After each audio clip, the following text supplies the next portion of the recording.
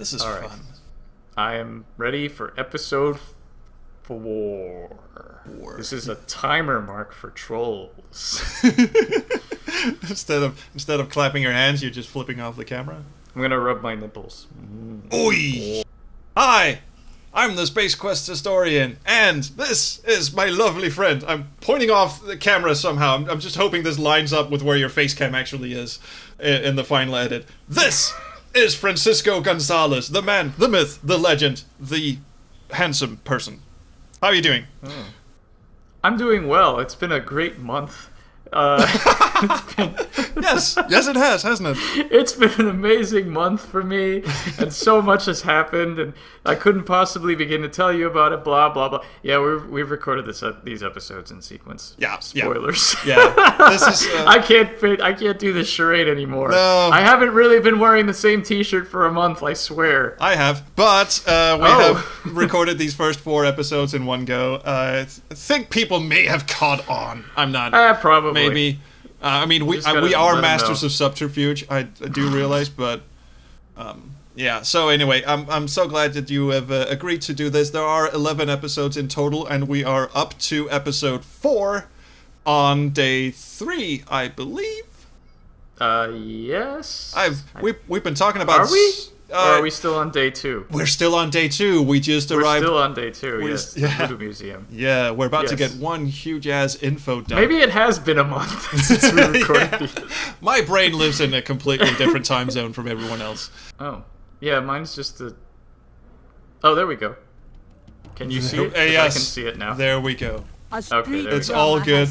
Outside the museum. We're all good. The street drama is fine. Yes. We're about to go into a big close-up with Dr. John, and he's going to spill a whole mess of beans on us.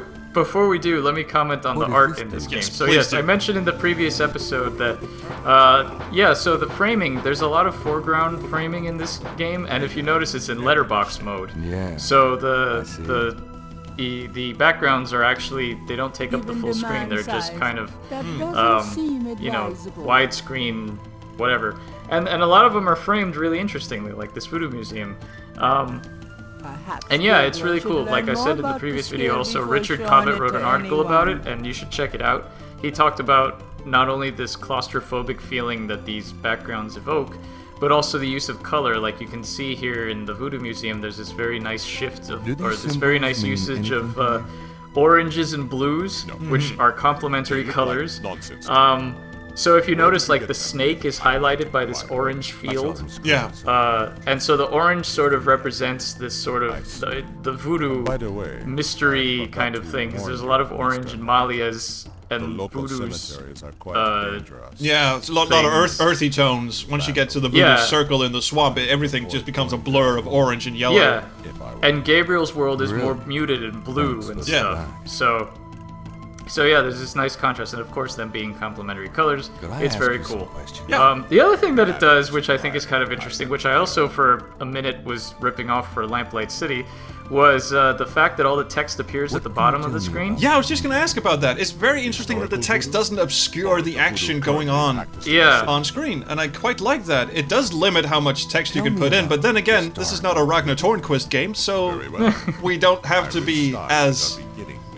Please finish the sentence for me without me offending anyone. Lengthy? There you go. As you may know, yeah, so that's something I was doing in Lamplight City. When I first started off, in addition to the aesthetic choices that I mentioned before that I had stolen from Gabriel Knight, all the text appeared at the bottom of the screen originally. Homaged. Borrowed, yes. All the text used... Yes. All the text appeared at the bottom of the screen, and, the characters would move their mouths and speak, but it was pointed out to me that it's not that it obscured the action, but it actually drew the player's eye away from the screen. Yeah. So yeah, I changed it so now that most of the text appears over the characters' heads. Yeah, the standard LucasArts approach, and yeah, I guess you're right. Well, there's... Oh, sorry. Yeah. No, well, there's a mix, because the narrator text appears at the bottom of the screen, and the character speaking text appears over the character's heads. Alright. But anyway, enough about my game. We're talking about Gabriel Knight. Well, I do like talking about your game. I'm really looking forward to playing it. I'm actually very envious of the beta testers. I think it's in beta. Well, it was in beta 4 weeks ago. Well, it's in alpha. Pre-alpha. Okay. I saw someone tweet that they were playing a beta of it. Maybe they just misspoke. Yeah, I believe so. Because yes, beta is when the game is fully playable. Yeah. My game is not fully playable. Well, it wasn't 4 weeks ago. Still trying to keep the curtain down. Oh, yes, 4 weeks ago, of course. Yes. Oh, that happened so long ago. Yeah. How could I forget? Yes, those halcyon days of 4 weeks ago. Man, can you believe that crazy thing that happened 4 weeks ago? Wow. Or who would have today? thought sentient Who would have carrots? I know. Taking over Our Congress. new overlords. Yeah. But I think I stole that from Futurama. I think that happened 6 months ago, actually. Yeah. But anyway, let's not get political on this show. No, we can get political, but it has to be about New Orleans and voodoo and Marie Laveau. That's right. Okay, so yeah, Dr. John here, speaking of the next generation, is played by Michael Dorn, also known as Worf. Yeah, we were talking about the Star Trek before we went in to record this, Michael Dorn has the most amazing, deep voice, the kind of voice I wished my voice would grow into before I hit puberty, and of course it didn't. I don't know, I feel like having a voice that deep would be difficult to manage certain life things. Well, I'm sure he could, like, move his... I mean, when I try to go deep, I end up sounding a bit like Chris Jones and Tex Murphy, which is not a bad thing, except I have a slightly more whiny tinge to my voice, I think. Deep voices all around. Ooh, BSD reference, I like it. You gotta play to your audience. Yeah. Ooh, I just realized something. Look at the spacing between Congo Square and the slaves.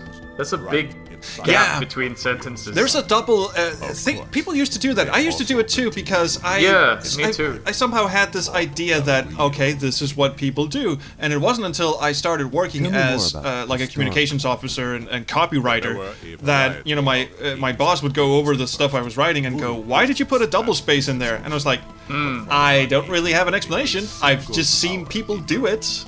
Yeah. I don't, until very recently, I would always do double spaces too, and it was,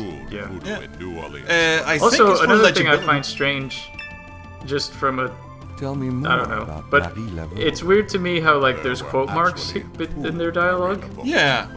Why is that necessary? I don't know. I've actually seen that in Leisure Suit Larry Reloaded, where even though the text appears above their heads, we were talking about that earlier, there are quotation marks when a character speaks.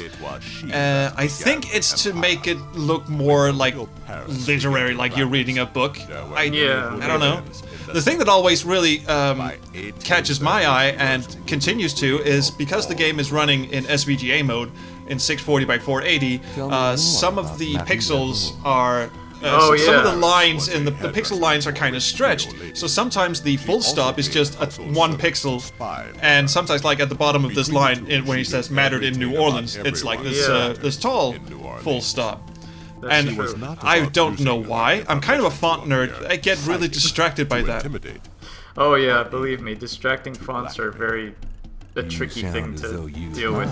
But let's have a little bit more art conversation. Yeah, let's do that. You are in fact playing the SVGA version, and so the SVGA version, what it does is it makes these portraits higher resolution than their original VGA counterparts, which, I mean, there's not a huge... Well, there's a pretty significant difference, but the portraits still look nice in VGA. But the thing that really gets a lot of people is the resolution mismatch with certain sprites in the backgrounds. The backgrounds are still 320 by... Well, they're upscaled to 320 by 200. They're still pixely, blocky kind of shit, but sometimes the in-game sprites of Gabriel walking around putting on his jacket, for instance, it was redrawn in a higher resolution, and some sprites aren't, like Grace putting on her jacket and leaving. That's true. Well, and it's mostly noticeable too in the first screen with the magnifying glass and the tweezers on the desk, which are a completely different resolution, and a lot of doors too. Like it's like about that that old movie. animation thing where you can tell which door is gonna open because it's a different color. Yeah. And yeah, a lot of people think that that's immersion breaking. I would agree with that. I also had some experience with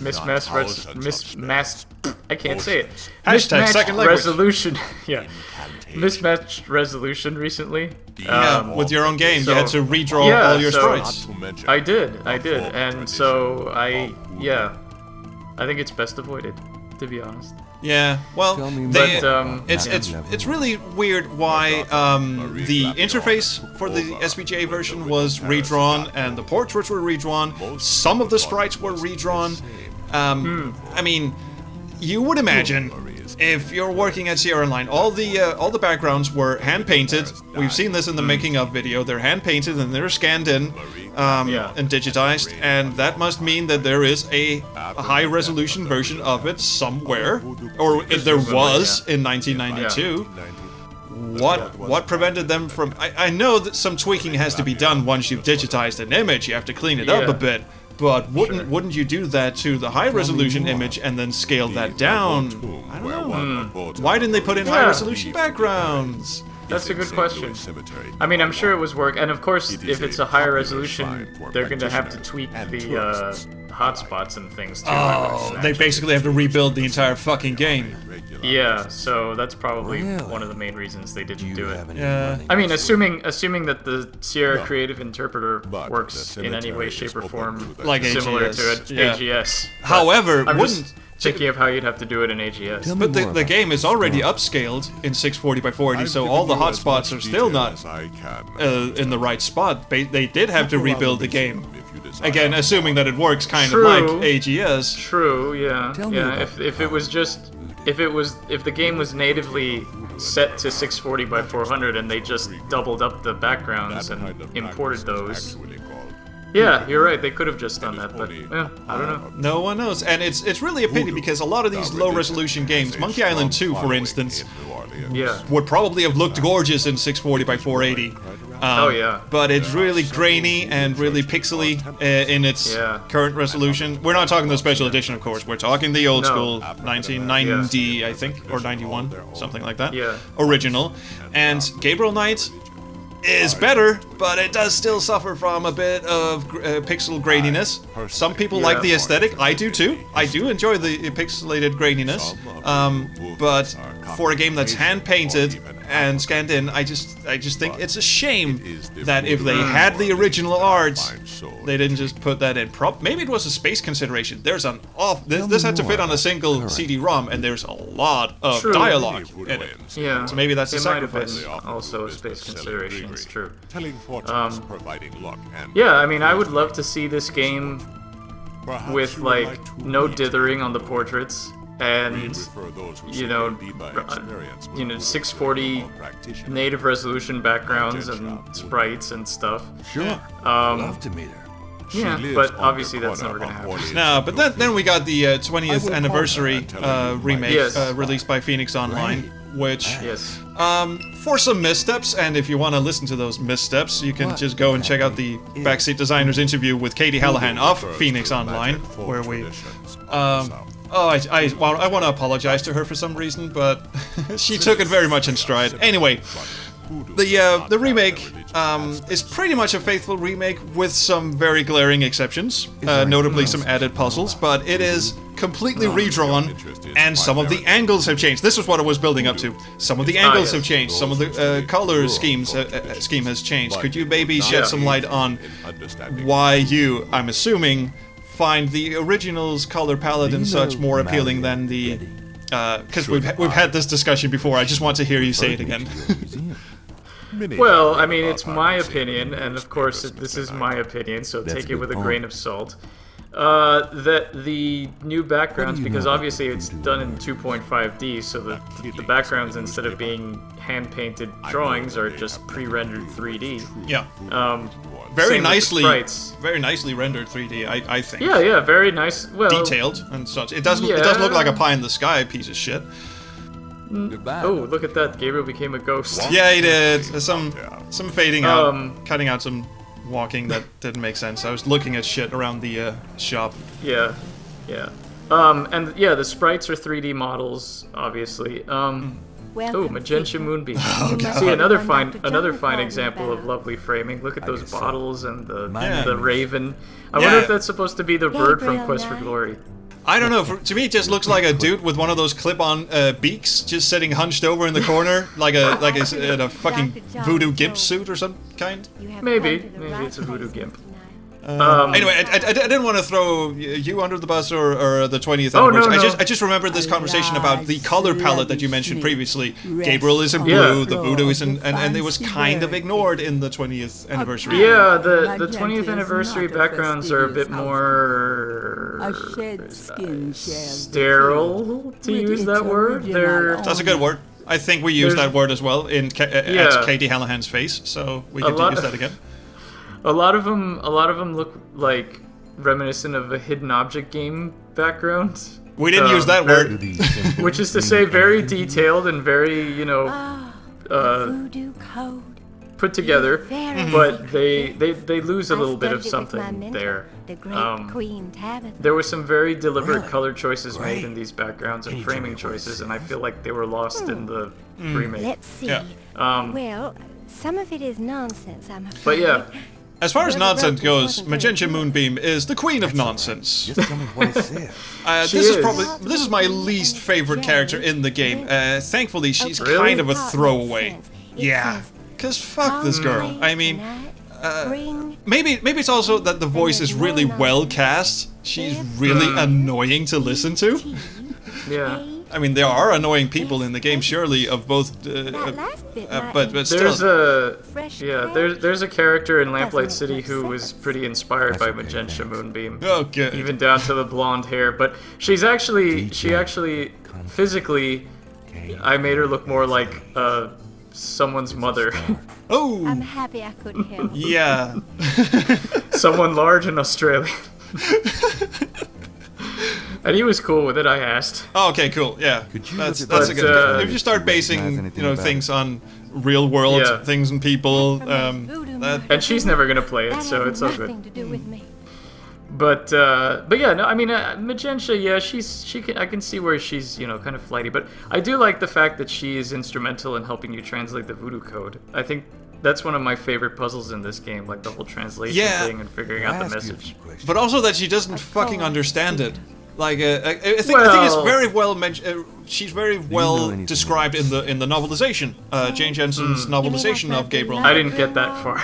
Oh, okay. Well, I got to like day 3, I think. Gabriel has this internal monologue where he just goes, okay, so Dr. John is purposely sending people to this sort of airheaded fraud because he doesn't want people to know about the real voodoo in New Orleans and all this shit.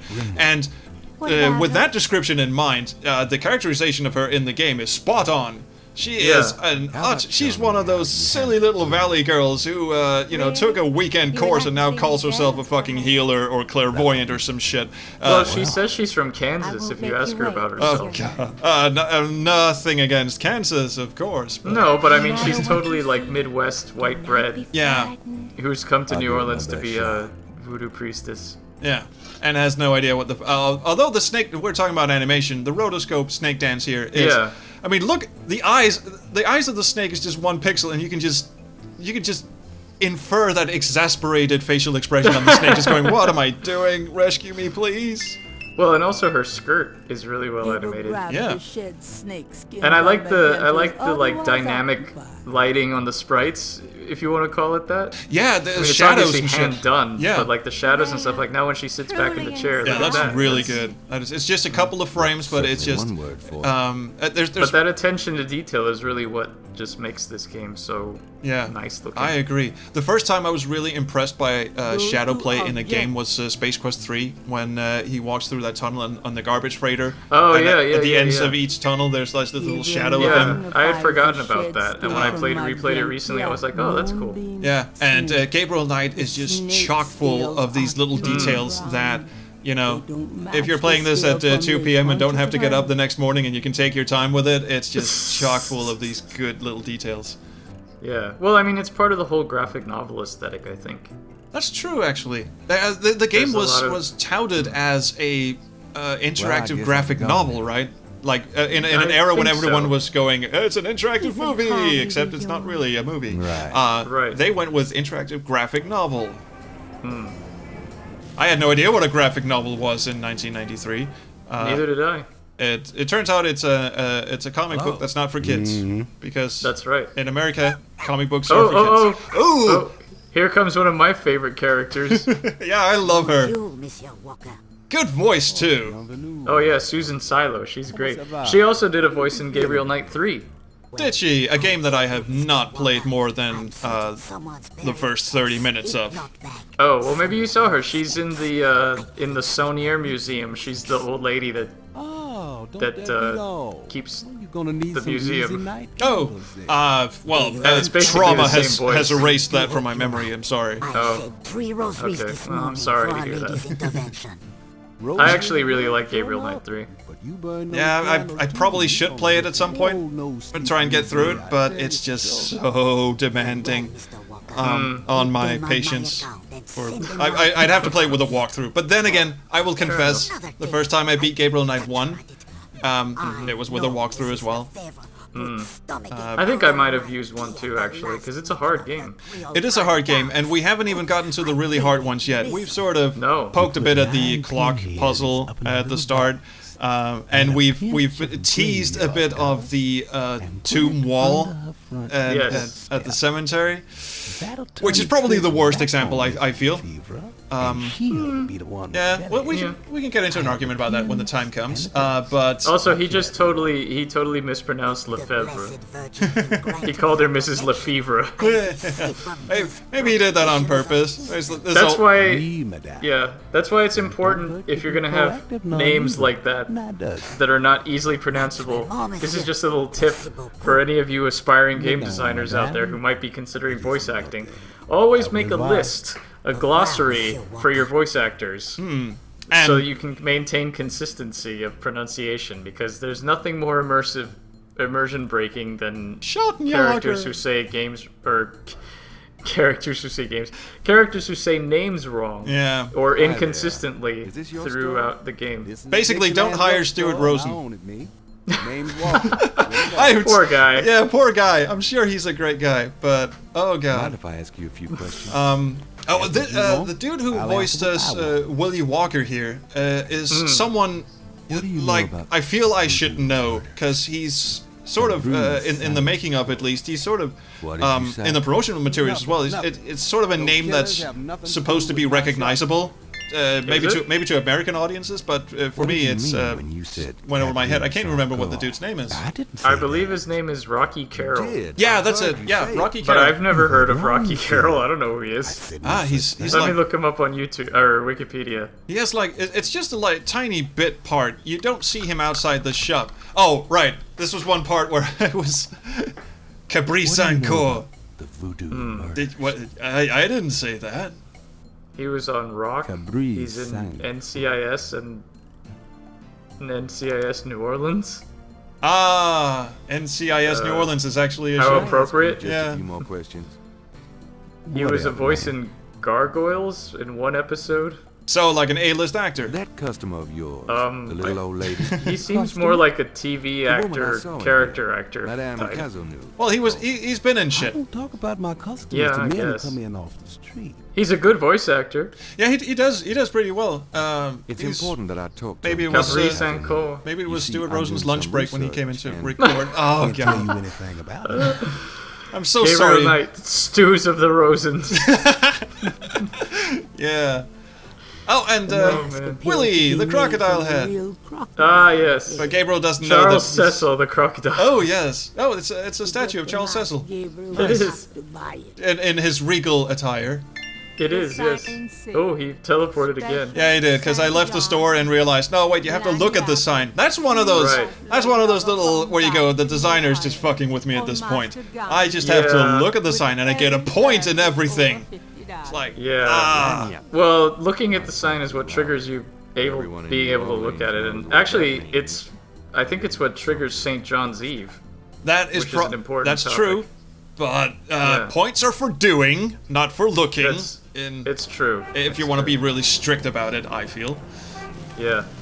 One more thing that I want to talk about a little bit before, in the last few minutes of this episode, is the interface. Oh, yeah. That's gonna take longer than we have time for, but we can get started on that and finish it next time. Well, yeah, I just want to say, as far as like the interface goes, it influenced me because like when I made Ben Jordan, I started off with just one icon for talking, and then when I did the remakes and stuff, and it got further down, I added one for interrogating. Yeah. And that came from Gabriel Knight, but yeah, Never heard I understand where they came from, where they were coming from as far as like, you know, Jane Jensen's saying, oh, well, if you have a hand icon and that's an interact icon, you know, if I click on a door, maybe I don't want to, like, or a chest or something, maybe I don't just want to open it, maybe I also want to push it. So that's where they move it, caress it, fondle it. Right, but like, and it's kind of like an icon-based version of the LucasArts verb thing, but it's really tedious, and there's a lot to it. And speaking as somebody who, you know, started off making Sierra Icon games and then moved on to the Beneath the Steel Sky, like left-click interact, right-click look, and I'm now making a game that's just single-click interface. Ooh. I don't think that so many icons are necessary. Nice night. Probably not. I am of the conviction that they had the best intentions with this, but people just simply get lost in the icons, and they have a catch-all icon which is just operates. They actually they could have just gotten away with you know, throw out the open icon, throw away the push icon. You just have operate and pickup, so that pickup is a separate icon from, you know, the fondle, touch, do whatever the fuck kind of thing. But even that's annoying because like if you click the hand on an icon on a thing that you want to pick up. Yeah, but then at least put puzzles in your game where the use icon isn't just a catch-all for whatever the fuck you want to do, which is kind of what they did here. I am myself making a game which is nowhere near your level of artistry, but it uses a context-sensitive menu. So when you click on something, a list of things you can do to this object will pop up, and that will be individual. Ooh, scene was added to this. Ooh, extra scene. Yeah. Bonus content. Well, whatever I was talking about just sounds really boring now, because look at that poster. We got 3 snakes. Yeah. Daggery 3 snaky thing. Also, the hanged man is supposed to be Gabriel Knight, a third reiteration of his face. Yes. So anyway. And with that, we come to a close on day 3. But yes, finish your thought. My thought was simply that I quite enjoyed the context-sensitive approach because it offers me almost the same freedom as a parser with none of the shit involved in that. But then again, some people have said, well, it really just, every time you click on an object, people are just going to sit there and really, like, it's going to slow the pace of the game right down. Because with icons and with this left and right clicking and such, it becomes intuition. You just go something and you just expect the character, you know what the character is going to do. So as you can tell, this is a huge discussion that I really want to have, but we should probably wait because the episode is over. Yes, it is. Thank you so much for sitting through the first 4 episodes of Gabriel Knight, Mr. Gonzalez. Not a problem. I hope you will come back for the remaining total of 11. You have to get someone else. Damn! And it's going to ruin your continuity and consistency. I'm sorry. I knew it. So, well, it's been a good month. It has. And for you lovely viewers, hopefully this doesn't mean that there's going to be a break in the schedule. We'll have to, I'll work something out with Mr. Gonzalez, and hopefully we can have this be a nice, long, continuous thing. But if not, then we will see you around sometime for more Gabriel Knight. Please go follow Mr. Gonzalez. We're on a last name basis now. That's kind of weird. Please Are we trolls? Apparently not. Follow him on Twitter at Grundislav Games, and his new game, which you should probably say the title for. Lamplight City. Yeah, it's on grundislavgames.com, so you can have a look at how pretty it is, with the upscaled graphics and everything. Yes. Now twice the resolution. Twice the fun. Yes, so please Please like, subscribe, do whatever you kids do, but do leave me a comment on this video, because both me and Francisco are reading the comments. Back to a first name basis. Are reading the comments, so we really love the comments, and thank you. We'll see you back for more Gabriel Nights and Around the Chrono Stream.